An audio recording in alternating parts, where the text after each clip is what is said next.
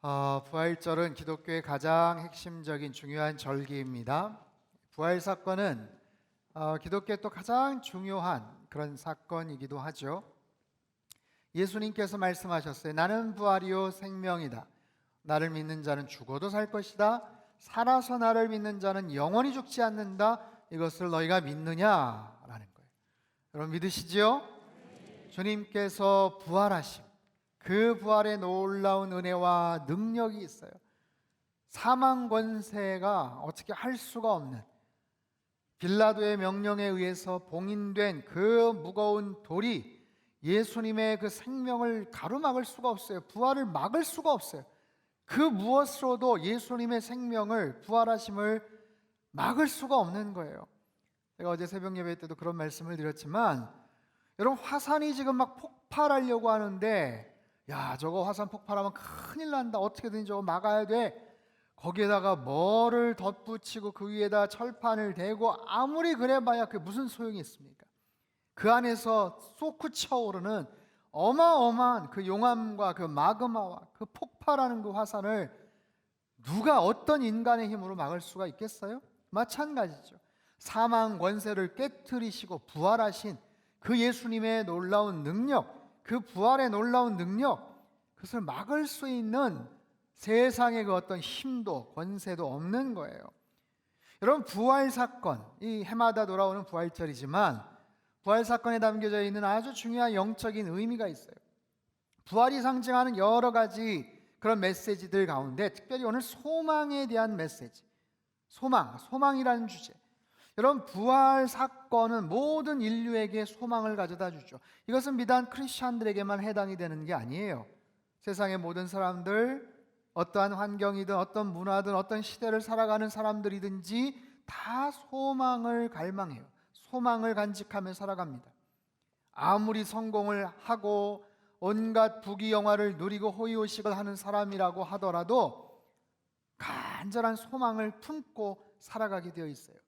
특별히 우리가 지금 1년 넘도록 코로나 상황 때문에 너무너무 힘들고 지금 우울한 거예요. 온 지구촌에 예수 그리스도께서 부활하심에 대한 그 위로와 소망의 메시지가 사실 다른 어느 때보다도 더 필요한 거예요. 인간이 굉장히 똑똑한 줄 알고 잘난 척했지만 너무나도 무기력하고 너무나도 한심스러운 그런 모습들 속에서 진정한 소망, 참된 위대한 소망이 바로 여기에 있음을 우리에게 가르쳐주고 계시죠. 자, 이 소망에 대한 귀한 메시지 구체적으로 한번 살펴보겠습니다. 자, 오늘 본문 첫 번째, 부활의 소망은 살아있는 소망이다 라는 거예요. 우리 3절 말씀을 다시 한 번만 읽겠습니다. 시작. 우리 주 예수 그리스도의 아버지 하나님을 찬송하리로다. 그의 많으신 긍휼대로 예수 그리스도를 죽은 자 가운데서 부활하게 하심으로 말미암아 우리를 거듭나게 하사 산 소망이 있게 하시며, 베드로전서 후서를 소망의 서신이라고 흔히들 말합니다. 베드로가 이 편지를 기록할 당시 초대교회는 엄청난 핍박 가운데 있었어요. 어마어마한 핍박이 또 막 시작할 그런 즈음입니다. AD 64년 네로 황제가, 그 아주 광기 어린 폭압적인 그 네로 황제가 그 당시에 로마 시내에 엄청난 화재가 발생을 했거든요. 어마어마한 화재가 발생을 했어요. 근데 이 네로 황제가 그것을 기독교도들의 소행이라고 누명을 씌웁니다. 그래서 많은 기독교인들을 탄압을 하고 목숨을 끊어요. 그 참혹한 그 상황과 그 로마 시대에 그 엄청난 피바람이 부는 그 현장에 베드로가 있었어요. 그래서 편지를 씁니다. 아하, 이 핍박이 그냥 로마 시내에서만 머물 게 아니라 아마 로마 제국 전체로 확장되겠구나라는 그런 생각하에 흩어져 있는 많은 교회들, 여러 교우들을 향해서 앞으로 장차 다가올 환난들을 대비해라. 그런 여러 가지 어려움과 환난과 역경이 앞으로 찾아오겠지만 그 속에서 우리들 소망의 메시지를 잘 간직하고 예수님만을 바라봐야 된다라는 그런 메시지예요. 가장 큰 소망, 부활에 대한 소망, 살아있는 소망, 예수 그리스도께서 우리와 함께 하신다, 부활하셨다는 승리의 선포예요. 여러분 부활절이, 부활의 의미, 가장 중요한 의미가 바로 소망의 메시지죠. 소망이라고 말씀해요. 소망, 근데 그냥 소망이 아니고 산 소망이다. 살아있는 소망이다. 현재 진행형이에요. 지금도 여전히 유효한, 지금도 누구에게 꼭 필요한 바로 살아있는 그런 소망. 과거의 어느 한 시점에서 딱 끝나버린 게 아니라 살아있는 여전히 유효한 그런 소망이 된다라고 말씀을 하세요. 여러분, 요즘 어떤 소망을 갖고 계십니까? 코로나19로 인해서 참 많이 답답하고 우울하고 속상한 그런 우리의 일상들, 이제 참 많이 지쳤어요. 힘들고 어려운 상황 속에서도 그래도 좀 소소한 일상의 행복을 좀 찾고자 하죠. 소확행, 소소하지만 확실한 그런 행복들, 우리 일상에서 좀 그런 행복들을 좀 찾아 누리고 싶은 그런 마음들이 있어요. 제가 엊그제 운전을 하다가 라디오에서 그 정은경 질병관리본부 청장 라디오 인터뷰하는 걸 좀 들었어요. 아나운서가 물어보더라고요. 청장님은 코로나가 좀 끝나면, 종식이 되면 무엇을 좀 하고 싶으세요? 어떤 소망이 있으세요? 그렇게 대답을 하더라고요. 지금 거리두기와 또 굉장히 바쁜 일정 때문에 되게 힘들었는데 가족들하고 편하게 같이 만나지도 못했는데 코로나 좀 끝나면 마음 편안하게 가족들 만나고 특별히 부모님 좀 찾아뵙고 싶다, 그런 얘기를 해요. 정말 그야말로 소확행이죠. 과거에는 너무나도 당연하고 뻔한 바로 그런 우리의 모습들, 그 일상이 다시 회복되기를 바라는 그런 소망들이 있어요. 평범한 우리 일상에서의 그냥 그런 소소한 소망들. 요즘 뭐 봄이 돼서 꽃이 피고 너무너무 아름답죠. 근데 이제 어제 오늘 또 이제 비가 와가지고 그 벚꽃이 다 졌을 것 같은데, 아무튼 그런 소소한 우리 일상의 소망들을 품고 살아가곤 합니다. 하지만 그런가 하면 서울, 부산 지금 4월 7일 재보궐선거를 앞두고 그 후보들, 정당 후보들, 지지자들 간절한 그런 소망이 있어요. 간절한 그런 열망들을 갖고 있죠. 지난주에 수에즈 운하를 가로막고 있던 에버 기분호가 드디어 움직였죠. 처음에는 뭐 희한한 뉴스가 다 있네 라고 생각을 했는데 이게 굉장히 심각한 거예요. 여러분 뉴스를 통해서 보셨을 겁니다. 와, 얼마나 커요. 길이가 400m, 너비가 60m. 세상에, 컨테이너가 한 2만 개가 올라가가지고 무게가 22만 톤. 어마어마한 그 컨테이너를 실은 배가 삐딱하게 비스듬하게 그냥 한쪽에 확 박혀버리니까 움직이지를 못하는 거 아닙니까? 그곳에 그냥 몇백 척의 배들이 지나가야 되는데 다 그냥 뒤에서 기다리고 있고, 정말 큰 염려와 걱정거리였는데 다행스럽게도 일주일 만에 다시 개통이 되었어요. 많은 사람들이 간절한 마음으로 마음을 졸이면서 지켜봤죠. 다시 개통이 되었지만 이 사고로 전 세계 해운업계가 입은 피해는 하루당 10조 2천억 원씩의 피해를 입었다고 합니다. 그 막대한 그 손실들, 그 피해 규모들, 아마 법정에서 책임 공방이 치열해질 것 같아요.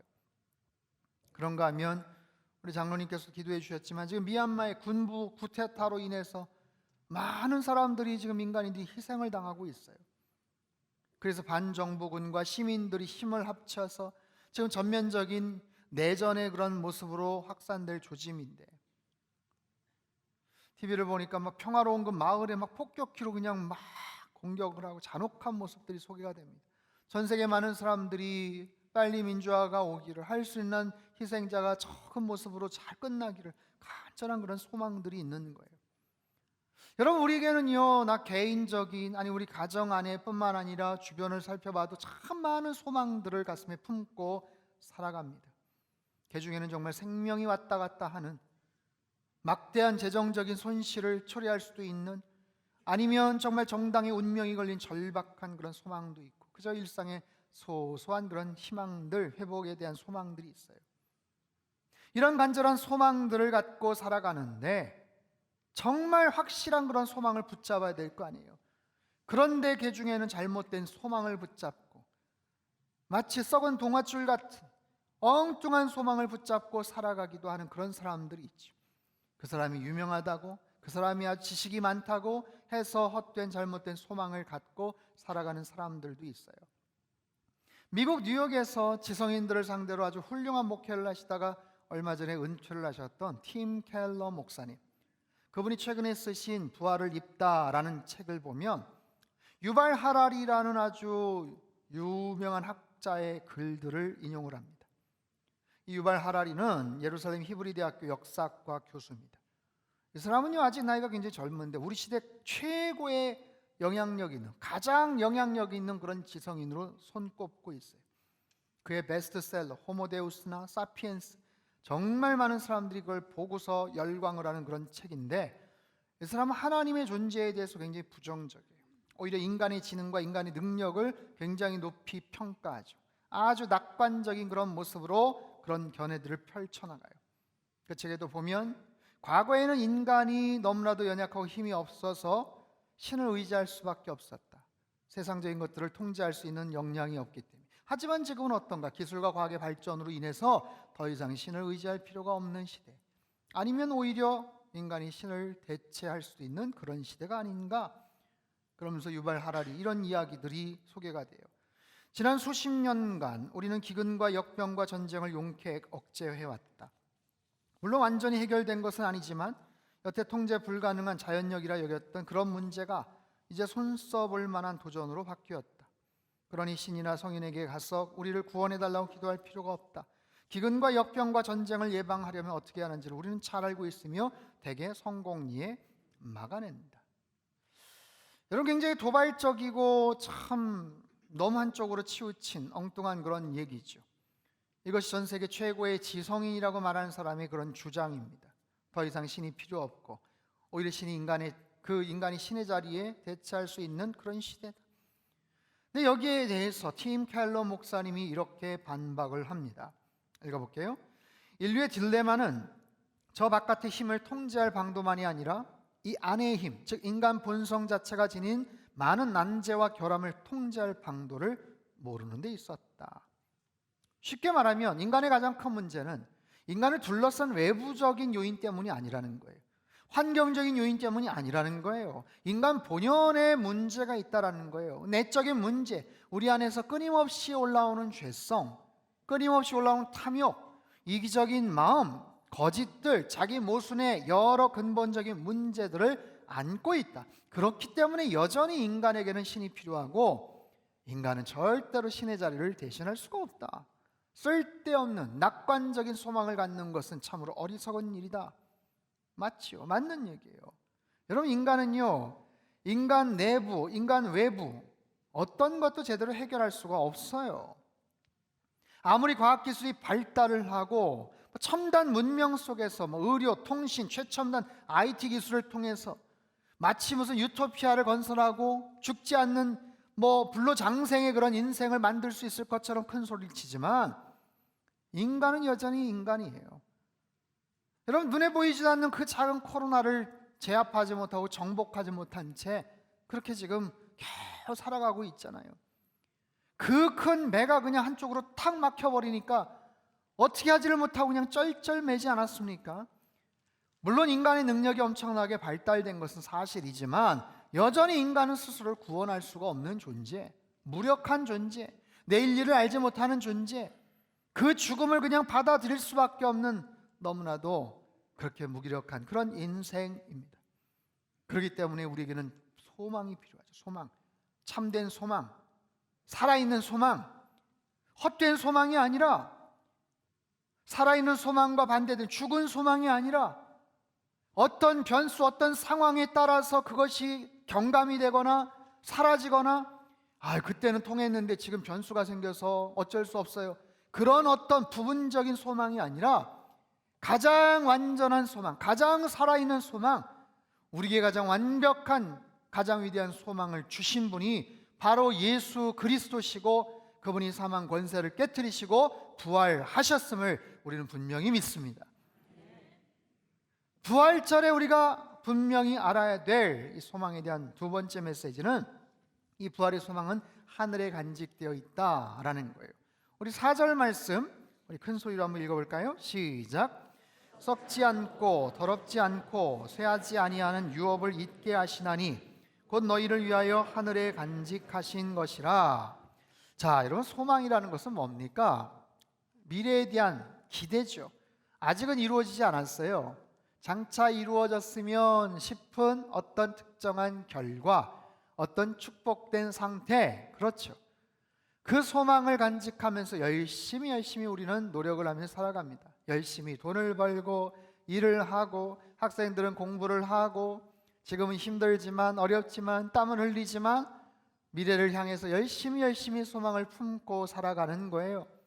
현재 모든 고생하는 것, 어려운 것, 애로사항들, 눈물들 다 참고 견딜 수 있는 것이 바로 미래에 우리가 얻게 될 바로 그런 소망 아니겠어요? 여러분, 그렇게 해서 얻어지는, 그렇게 해서 쌓여지는 그런 자산들이 있어요. 그게 뭐 돈이든지 아니면 다른 유형, 무형의 여러 가치들, 여러 자산들이 있어요. 그래서 오늘 본문에서는 유업이라고 표현을 합니다.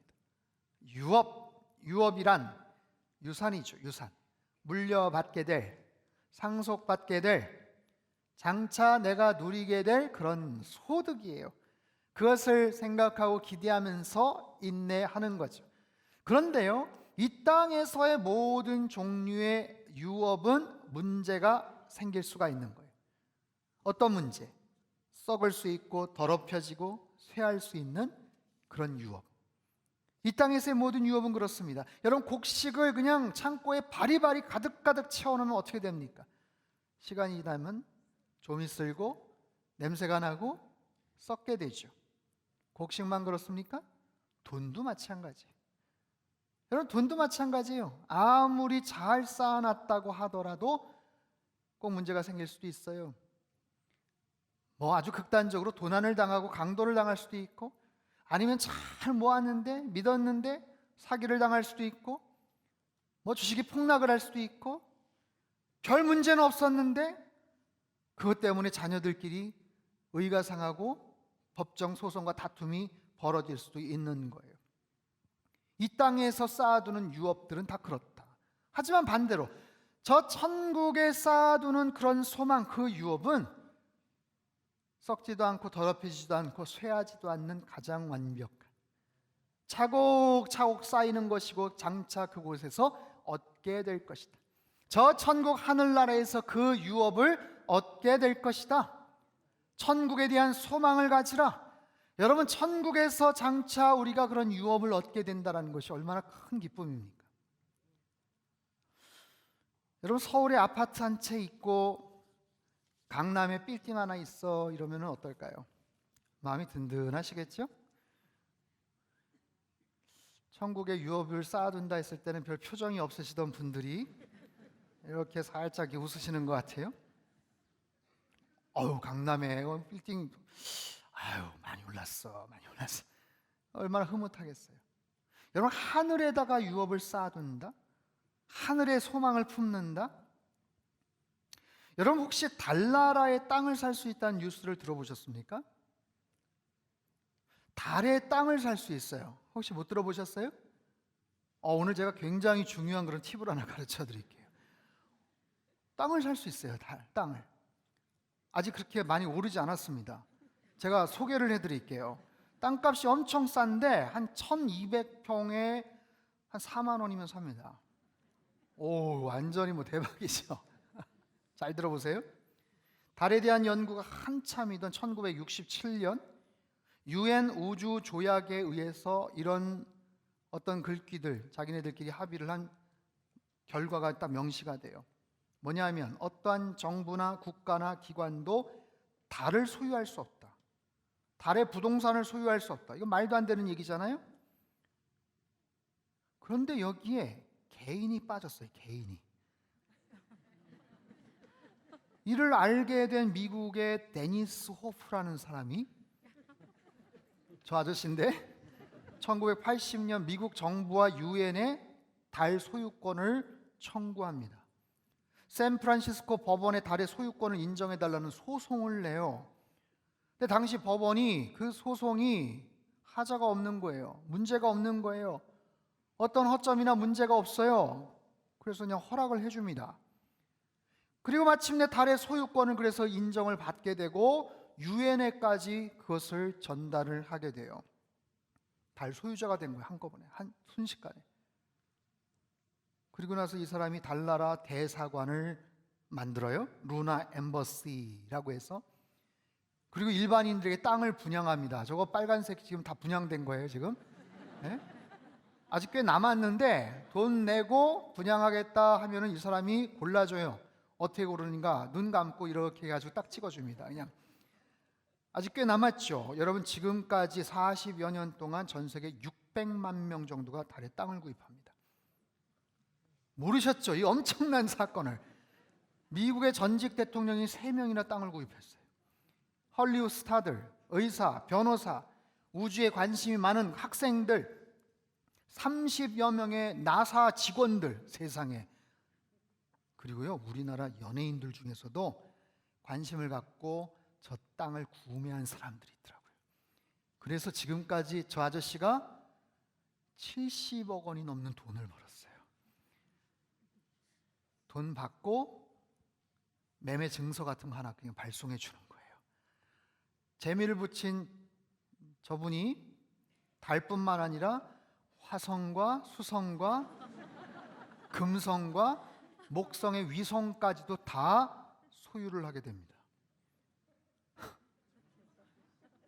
그런데 어느 날 큰 문제가 벌어져요. 한 통의 메일이 날라옵니다. 그 메일의 주인은 누구냐면 태양의 소유권자예요. 태양을 소유를 했어야 되는데 까먹은 거예요. 태양의 소유권자가 뭐라고 메일을 보냈냐면, 당신 달과 수성과 화성과 여러 행성들에 대해서 태양에서 지금 에너지를 공급하고 있으니까 그 사용료를 내라. 장난이 아니고 진지하게 1년에 3천만 불, 300억의 돈을 요구를 합니다. 참 기가 막히죠. 이 사람이 이틀 동안 굉장히 고민을 해요. 굉장히 고민을 하다가 메일을 답신을 합니다. 우리네 별은 당신네 태양 에너지가 더 이상 필요하지 않으니 제발 태양을 꺼달라. 끝. 그렇게 해서 그 위기를 넘겼다는 일화가 있어요. 여러분 어떠세요? 만약에 달나라의 땅을 소유할 수 있다, 어떻게 구입을 좀 해보시겠습니까? 사이트를 제가 좀 알려드릴게요. 여러분, 정말 우스꽝스러운 얘기고 말도 안 돼 보이는 장난 같은 스토리지만 정말로 돈을 주고 매매 증서를 가지고 흐뭇해하는 그런 사람들이 있다라는 거예요. 얼마나 기가 막힙니까? 달날에 정말 무한 긍정을 가진 사람들이죠. 달날에 정말 언젠가는 갈 수 있다.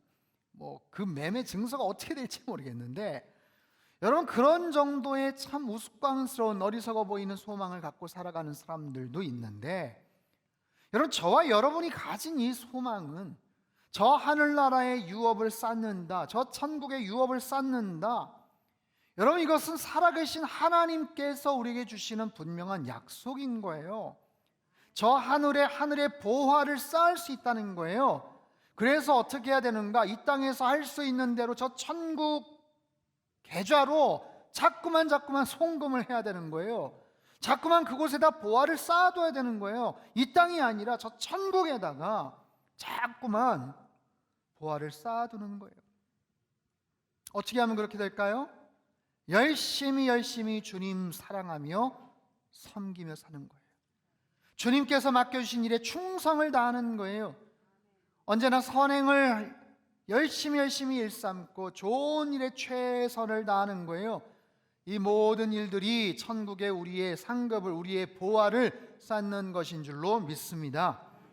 이 귀한 소망, 살아있는 소망, 천국에서 얻게 될 그 귀한 유업을 생각하며 여러분, 이 땅 가운데서 귀한 모습으로 승리하는 우리의 삶이 되시기를 바라요. 세 번째, 부활의 소망은 하나님의 능력으로 보호받는 소망이에요. 우리 5절 말씀 같이 한번 큰 소리로 읽겠습니다. 시작. 너희는 말세에 나타내기로 예비하신 구원을 얻기 위하여 믿음으로 말미암아 하나님의 능력으로 보호하심을 받았느니라. 아멘. 여러분 잘 보세요. 이 부활의 소망은 산 소망이죠. 살아있는 소망, 지금도 여전히 유효한 소망. 근데 그 소망을 가슴에 품고 살아갈 때 그 하늘에 상급을 쌓는 거예요. 유업을 쌓는 거예요. 차곡차곡 열심히 하늘에다 상급을 쌓아요. 그러면 천국에 대한 소망을 품고 살아가는 건 좋은데, 이 땅에서는 우리가 어떻게 살아가야 되는가?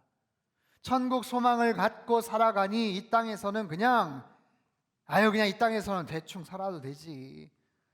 어차피 천국에 들어갈 건데 이 땅에서 그냥 평범하게 그냥 그렇게 살아. 여러분, 성경은요 어느 구절에서도 천국의 시민권, 하늘의 시민권자, 천국 소망을 갖고 살아가되 이 땅에서는 그냥 대충 살아, 이렇게 이야기하지 않으세요. 천국에 대한 소망을 품고 살아가지만 이 땅에서의 삶도 대단히 중요하다라고 말씀을 하세요.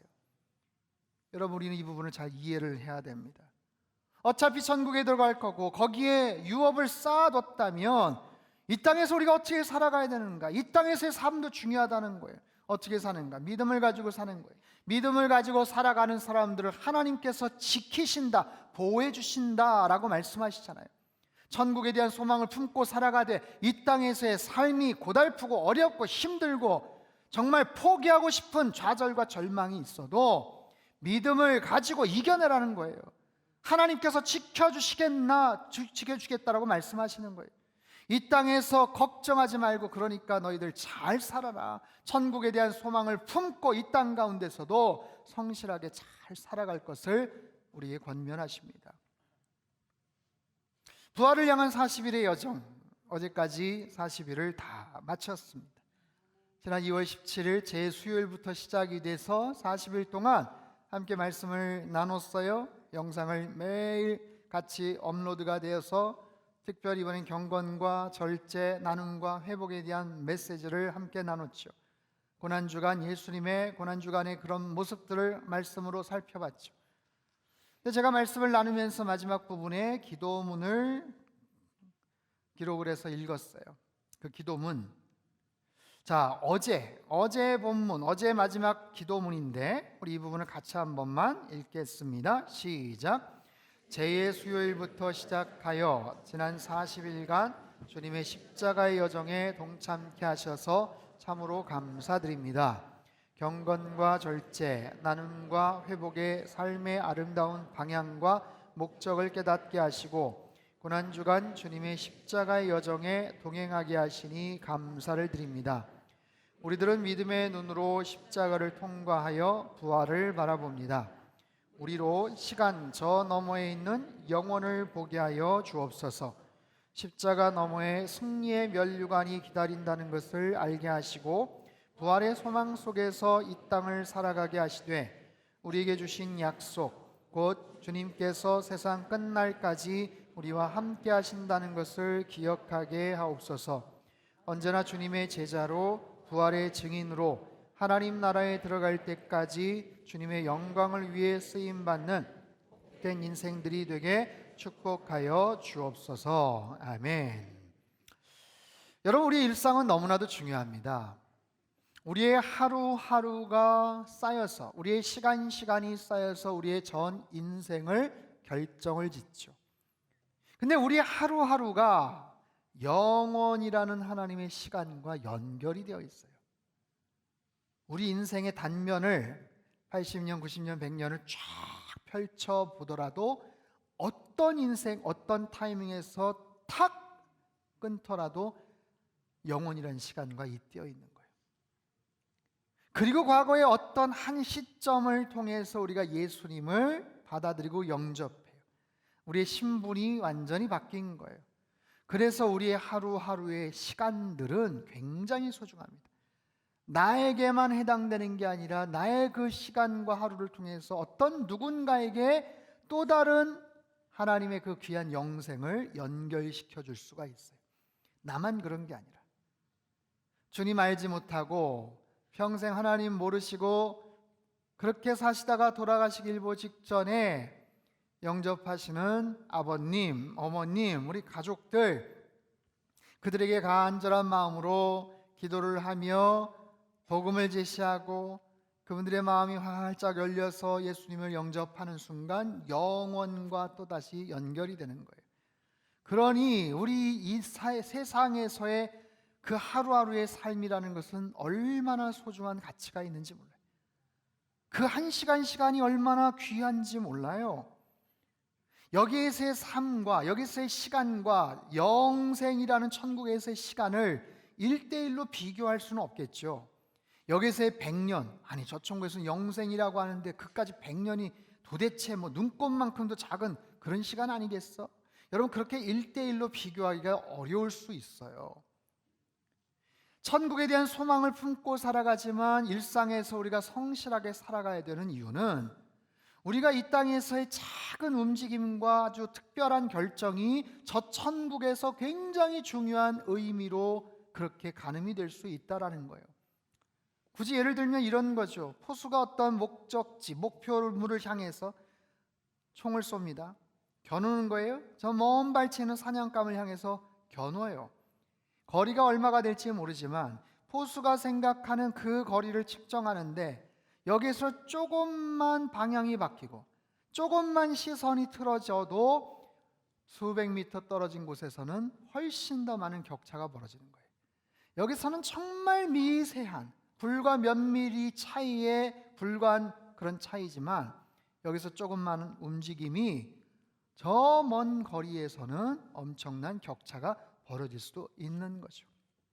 그렇기 때문에 하나님께서 우리에게 허락해 주신 이 하루하루의 시간은 절대로 무의미하게 보내서는 안 되는 그런 시간들이에요. 저 천국에 대한 소망을 품고 살아가되 이 땅에서의 삶을 굉장히 의미 있게, 가치 있게, 성실하게 살아가야 된다라는 거예요. 가장 소중하게, 가장 의미 있게 살아갈 수 있는 최고의 비결은 바로 믿음을 갖고 살아가는 겁니다. 우리 안에 믿음을 소유하고 살아가는 것, 믿음의 전당, 히브리서 말씀을 통해서 시리즈로 설교를 했지만 여러분, 우리 안에 있는 믿음, 특별히 어떤 믿음이요? 예수님께서 부활이요 생명이시다라는 분명한 믿음. 그 믿음이 있을 때 하나님께서 우리들을 언제나 지켜주시고 보호해 주신다라고 약속을 하세요. 사랑하는 성도 여러분, 그 믿음을 여러분 잘 지키며 이 땅 가운데서 살아가시기를 주님의 이름으로 축복합니다. 말씀드렸죠? 여러분, 코로나 때문에 내 믿음이 떨어졌어. 2020년, 2021년 다른 건 모르겠는데 코로나가 왔지만 그래도 재정적으로도 괜찮고 우리 애들도 좋은 대학 갔고 그냥 평탄하게 됐는데 그냥 믿음은 완전히 바닥을 쳤어. 나 그때 그냥 교회 떠나고 말았어. 이런 이야기가 있어서는 안 된다라는 거예요. 여러분, 우리에게 주신 이 믿음은 너무나도 소중해서 이 현재적인 믿음, 이 믿음을 가지고 일상에서 살아갈 때 하나님께서 우리를 보듬어 주시고 지켜주셔요. 이 믿음은 강력한 방패가 될 겁니다. 또한 이 믿음은요, 언젠가 저 천국으로 하나님께서 우리를 인도해 주시는 안전하게 그곳으로 가는 구원의 통로가 될 거예요. 그리고 또한 이 믿음은 저 천국에서 우리가 지금까지 잘 차곡차곡 쌓아두었던 그 유업을 고스란히 받아 누릴 수 있는 승리의 생명의 면류관의 역할을 또한 하게 될 겁니다.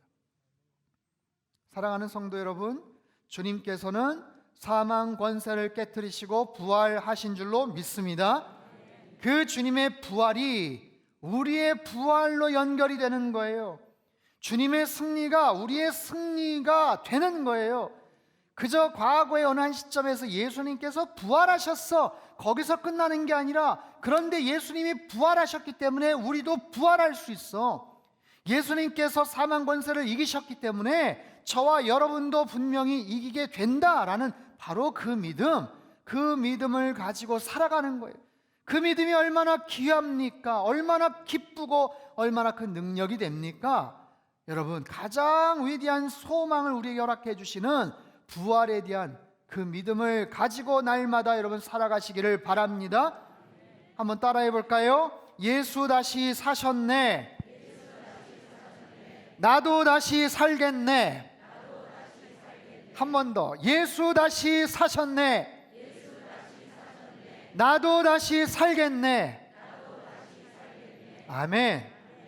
부활의 믿음이 부활의 능력이 되고 그 능력으로 인해서 우리가 소망을 품고 이 땅을 살아가되 믿음을 가지고 살아가는 것, 주님의 보호하심, 하나님의 보호하심 속에서 언젠가 저 천국에 들어가서 천국에 쌓아둔 영원한 그 유업들을 받아 누리게 될 여러분 그날을 소망하면서 이 땅 가운데서 지치지 마시고 포기하지 마시고 두려워하거나 절망하지 마시고 날마다 부활의 신앙으로 승리하며 살아가시기를 주님의 이름으로 축원합니다. 우리 한번 기도하겠습니다. 참 좋으신 하나님 감사합니다. 죄와 사망 가운데 죽어 마땅한 우리들을 살리시기 위해서 독생자 예수님을 보내주시고 십자가 달려 죽으셨지만 사망 권세를 깨뜨리시고 부활하게 하심을 참으로 감사합니다. 그 부활의 놀라운 소망을 간직하며 살아가는 우리 모든 성도님들 다 되게 하여 주시옵소서. 살아있는 소망입니다. 죽은 소망이 아니라 헛된 소망이 아니라 하나님 썩은 동아줄을 붙잡는 것 같은 무의미한 그런 소망이 아니라 살아 역사하시는 그 소망을 가슴에 품고 코로나19 가운데 힘들고 어려워도 모든 절망과 좌절을 극복하고 이겨나가는 우리 모든 성도님들 부활의 증인들 다 되게 축복하여 주시옵소서. 존귀하신 예수님의 이름으로 기도합나이다. 아멘.